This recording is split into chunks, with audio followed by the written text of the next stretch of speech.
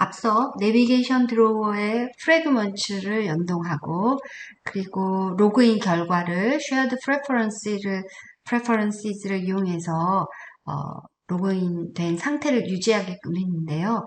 실제로 서버를 이용해서 데이터베이스하고 연동해서 로그인이 처리되도록 그러니까 서버에 등록된 유저에 대해서 로그인을 처리하는 과정을 실습을 해보도록 하겠습니다.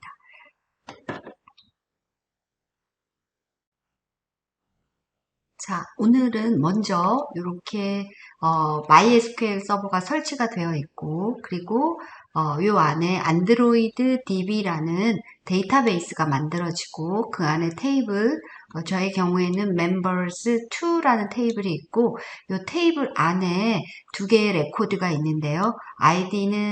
ID, 패스워드, 네임, 메일을 속성으로 가지는 테이블이고 저의 경우에는 첫 번째 레코드의 아이디는 김, 패스워드는 1234, 네임은 김인보 이렇게 이제 환경이 구축되어 있다는 전제 하에 실습을 진행하겠습니다. 그리고 아파치 톰캣이 이렇게 미리 설치가 되어 있고요.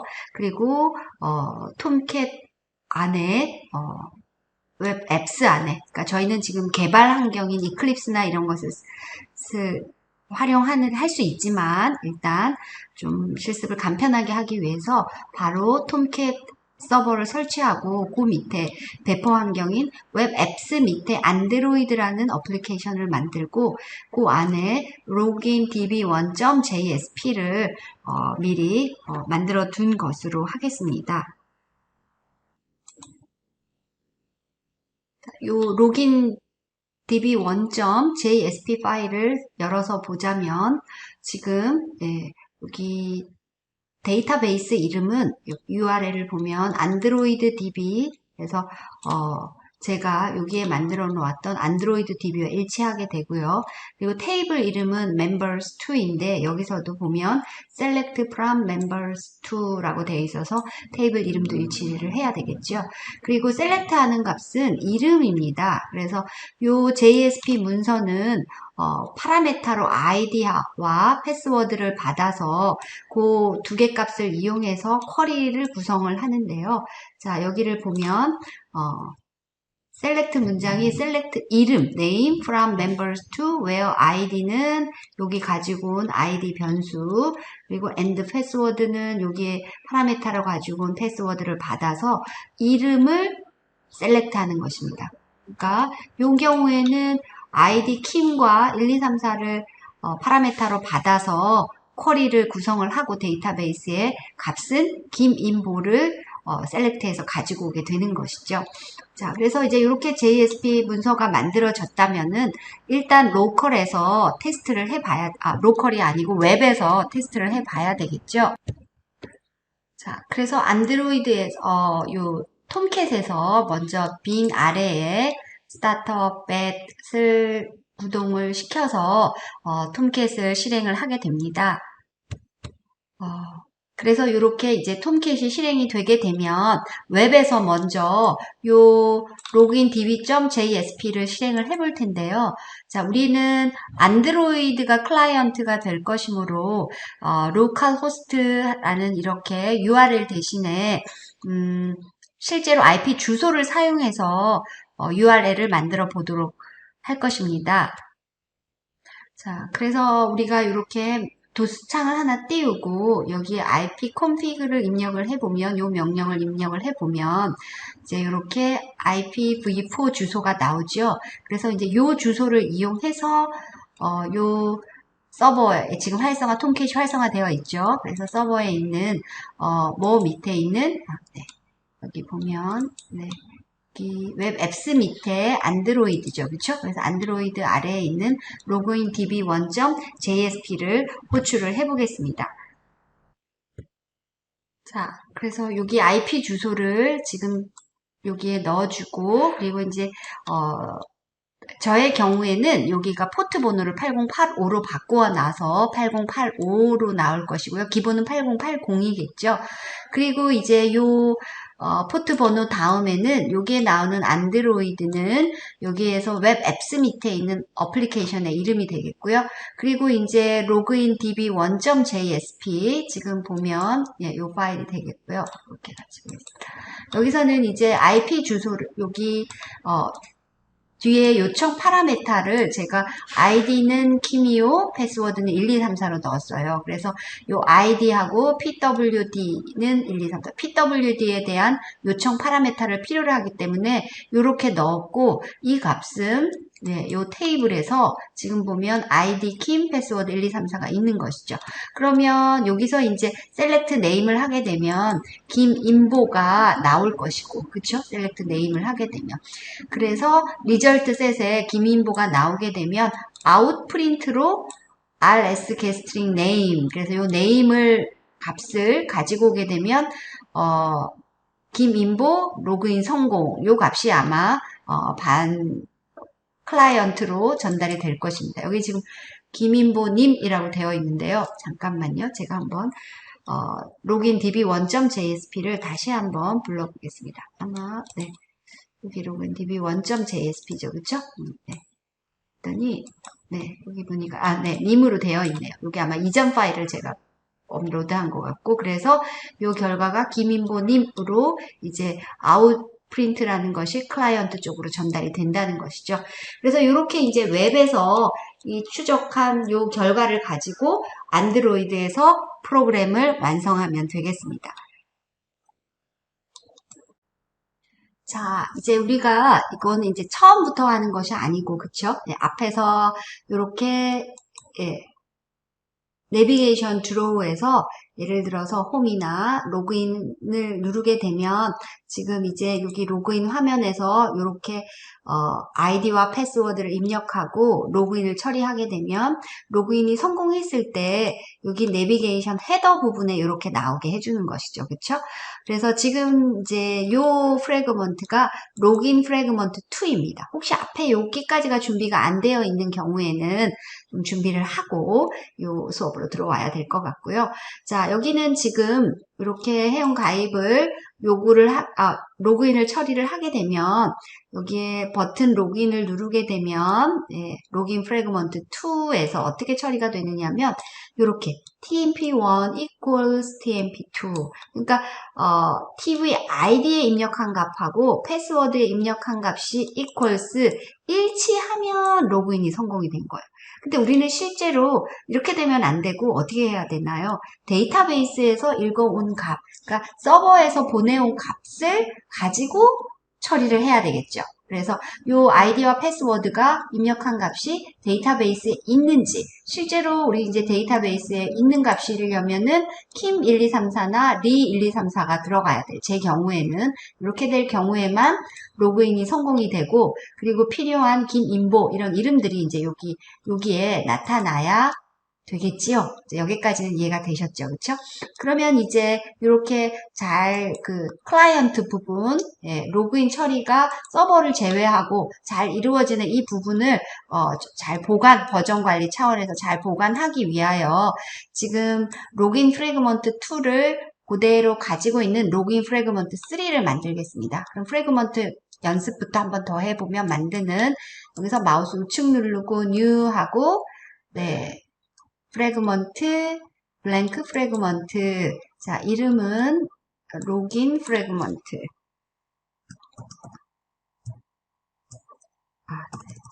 제가 화면을 보지 않고 로긴 프래그먼트. 이번에는 1도 아니고 2도 아니고 3가 되겠죠. 그쵸? 네, 이렇게 해주시고 자, 그리고 이제 로긴 프래그먼트 2에 있는 값을 그대로 좀 가지고 오겠습니다. 로긴 프래그먼트 2.자바는 XML도 로긴 프래그먼트 로긴 첫 번째 걸 그냥 그대로 쓰고 있죠. 그쵸? 그래서 이렇게 그대로 다 복사를 해서 양이 많지는 않죠. 그쵸? 여기서부터 여기까지 자 이렇게 복사를 해서 로긴 프래그먼트 3에 그대로 여기 지워주고 네. 그리고 요 안에 그대로 넣겠습니다.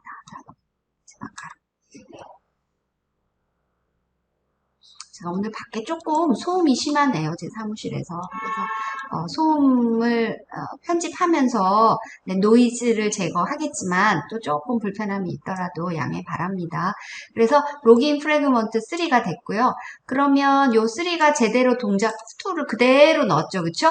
3가 제대로 동작할지는 자 여기 우리가 만들어 놓은 메인 액티비티에서 테스트를 해봐야 할 텐데 여기는 보면 자 가보면 로그인 프래그먼트 2로 테스트를 하게 해놨죠. 그쵸? 그래서 이 부분만 로그인 프래그먼트 3로 바꾼 다음에 한번 그대로 동작을 하는지 한번 보면 이제 여기 3에서 로그인 프래그먼트 3에서 이제 잘 동작됐는지 확인하고 추가할 것을 추가해가면 되겠죠. 그쵸? 그래서 레퍼런스와 클래스 이름을 다 3로 바꿔보겠습니다. 자, 이렇게 3로 하고 그러면 이제 더 이상 로그인에 대한 부분은 다 3로 바꿔졌죠. 그쵸?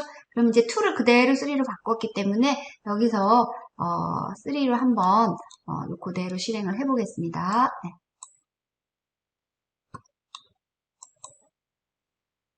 네, 이제 이렇게 저희가 프래그먼트 3로 바꿨지만 이렇게 이제 잘 동작을 하고 있는 것을 볼 수가 있죠. 그쵸?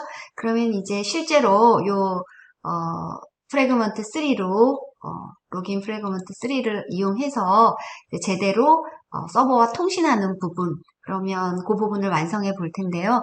이제 여러분이 이미 서버와 통신하기 위해서는 통신 방법으로 볼리를 사용을 하고 그다음에 또 설정을 해줘야 될 것들이 몇 가지 있어요. 그쵸? 네. 그래서 인터넷 사용을 허용하는 부분, 그 다음, HTTP 통신을 위해서 또 설정을 해야 될 부분들이 있어서 그 부분이 통신이 프래그먼트 안에서 이루어지죠. 이번엔 액티비티가 아니고 그래서 그 부분과 함께 조금 다시 정리하는 의미로 공부를 진행하면 되겠습니다. 자, 우리가 이제 HTTP 통신을 하기 위해서 볼리를 쓰려면은 여러분이 이미 뭔가 좀 설정을 해줘야 된다는 것을 알고 있죠. 그쵸? 지금 여기서는 이제 그래들에서 라이브러리 설정을 해줘야 되겠는데요. 여기는 이제 모듈이 앱이에요. 그쵸? 파이널 프로젝트에 추가로 모듈을 만들지 않았기 때문에 자, 요 모듈을 열고 자, 여기 딱 보면은 네, 여기 임플멘테이션에 필요한 게 뭔지 여러분이 알아요. 그쵸? 네. 자, 그래서 이 안에, 자, 이렇게 하면은, 볼리 라이브러리를 인클루드 할 수가 있죠. 그쵸? 자, 이렇게 해주면은 잊어버리지 말고 해야 할 것이 뭐가 있나요? 요 위에 동기를 맞춰주는 부분이 있죠. 그쵸? 그래서 요거를, 동기, 싱크를 맞춰주고, 그 다음에 또 어디가 추가가 되어야 되나요? 네, 매니페스트가 좀 변경이 되어야 됩니다. 그쵸? 네. 네, 그래서 이렇게 이제 완성이 되고 나면 여러분이 여기에 조금 복잡해 보이지만 매니페스트에서 추가해야 될 것이 통신을 위해서 인터넷을 사용해야 돼서 유즈 퍼미션을 해줘야 되죠. 그쵸? 네. 그래서 유즈 퍼미션 그리고 안에 여기 보면은 첫 번째 여기 바로 나오네요. 인터넷 그쵸? 네. 자, 여기만 끝나면 좋은데 여러분이 이제 어플리케이션에 하나 조금 네 HTTP와 HTTPS의 차이점 때문에 자 클리어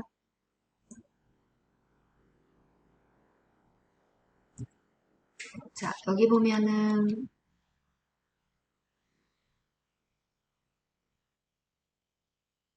네 여기 네 잠깐만요 여기 클리어 CLEA 하면 클리어 텍스트 트래픽이 보여요. 그쵸? 여기를 true로 해주면 이제 우리가 벌레를 사용해서 이제 통신을 할 수 있는 환경이 만들어졌죠. 그쵸? 그러면 이제 로그인 프래그먼트 3에서 벌레를 사용해서 통신하는 부분과 서버를 연동하는 부분을 해보겠습니다.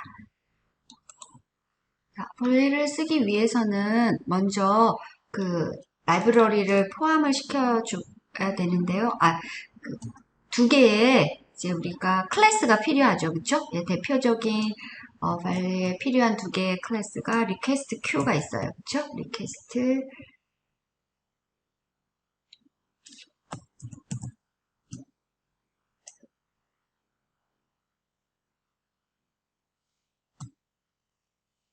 자, 리퀘스트 q, 리퀘스트 q. 네, 이렇게 우리가 그 벌리 라이브러리를 네, 임플멘테이션 했기 때문에 여기에 이제 리퀘스트 que가 이렇게 처음에는 예, 뭔가 오류처럼 표시가 되다가 이렇게 자연스럽게 포함을 시켜 줄 것이고요. 그 다음에 이제 자, 이제 이 자리에서 이제 리퀘스트 queue와 함께 스트링 통신을 하기 대해서 스트링 리퀘스트가 필요할 텐데요. 자, 먼저 우리가 통신하기 위한 URL부터 먼저 하나 만들어 볼까요? 그래서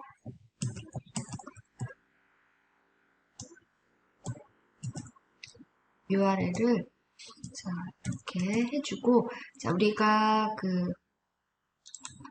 여기 보면 이렇게 만들어 놨어요. 그쵸? 그래서 이거 그대로 가지고 오면 될 것 같아요. 그쵸? 그래서 여기까지는 지금 안드로이드 JSP까지 해주고 네. 이 ID equal까지 해주면 되겠네요. 그쵸? 킴부터가 변수가 될 것이므로 자 여기까지 해주고 URL에다가 넣고 자 프로젝트 창을 닫아주고요. 그러면은 이제 여기까지 만들어졌으므로 우리가 이 값을 볼 때 여기 킴에 대한 부분하고 그 다음에 %pwd 이 부분 다시 한번 상수로 만들어주고 킴과 1, 2, 3, 4를 연결해서 URL 전체를 만들면 되겠죠. 그쵸? 그래서 이렇게 해주고 이제 우리가 URL에 여기다가 플러스 해서 네.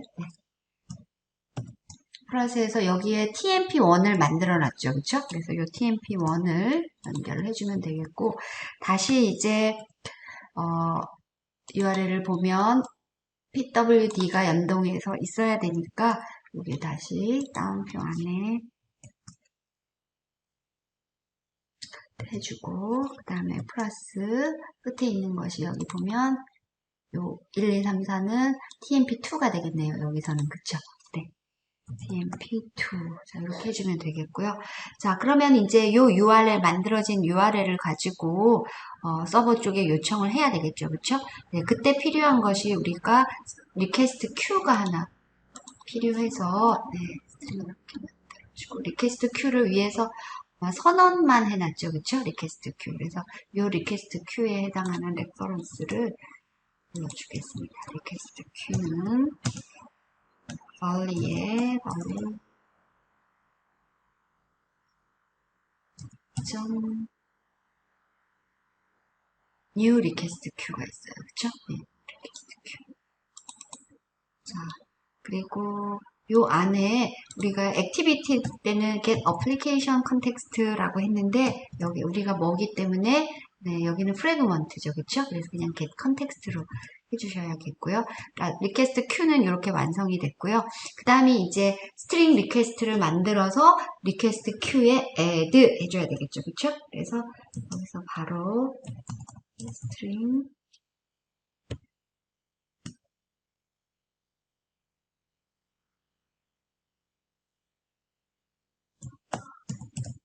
리퀘스트를 만들고 레퍼런스는 스트링 리퀘스트로 하겠습니다. 그리고 new 네 이렇게 뜨죠. 그쵸? 스트링 리퀘스트 그 다음에 여기 스트링 리퀘스트 이렇게 해주고 자, 요 안에서 4개의 매개 변수가 나와야 돼요. 그쵸? 첫 번째는 리퀘스트의 어떤 타입이죠. 그쵸? 그래서 리퀘스트의 메소드가 get이냐 post냐인데 저희는 get을 쓰겠고요. 그 다음에 두 번째가 자 여기 우리가 만들어 놓은 URL이 들어갈 거고요. 그 다음에 세 번째가 이제 중요한 그래서 레스판스 리스너가 들어갈 거고요. 자, 레스판스 리스너 잠깐 놔두고 그 다음에 이제 네 번째로 네, 에러 리스너가 들어갈 거예요. 그쵸? 네, 그래서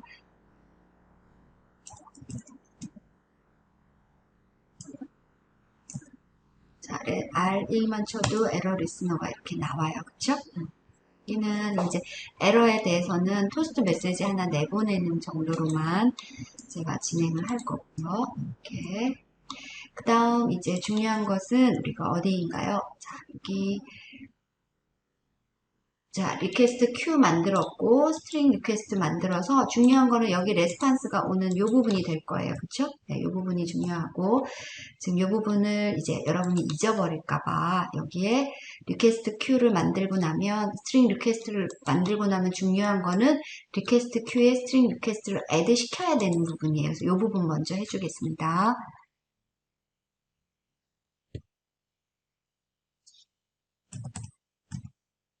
리퀘스트 queue.add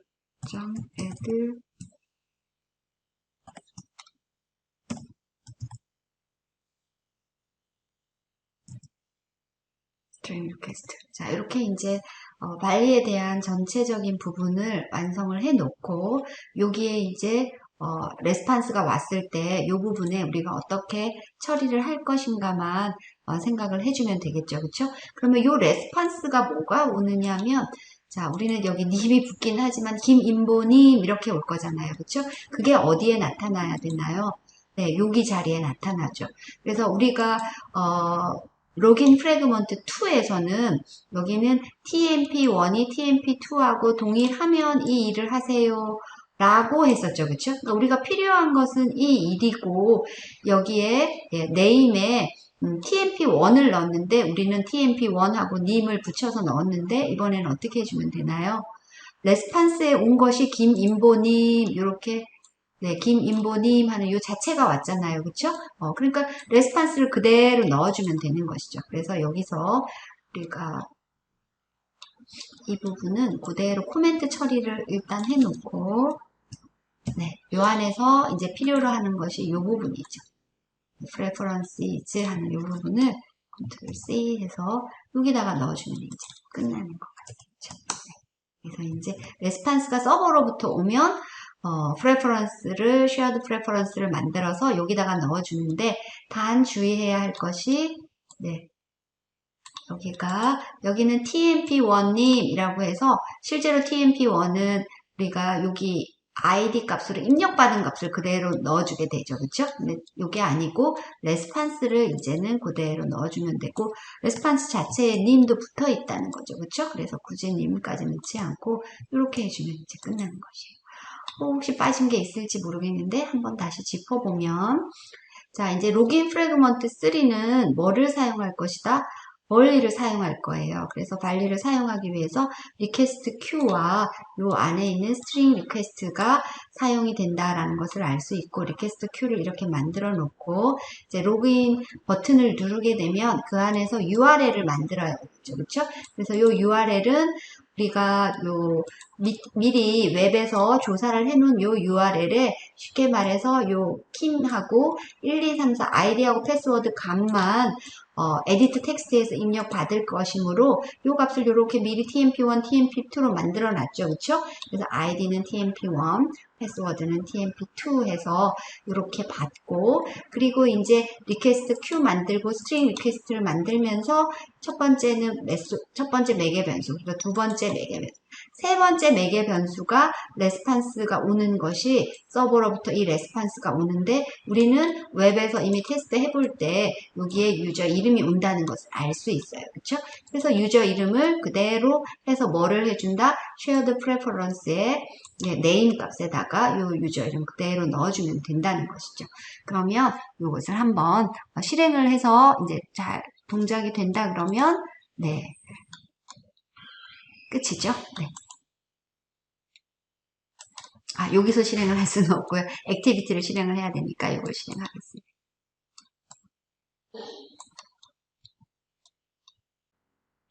자, 이제 이렇게 실행이 됐는데요. 이제 실제로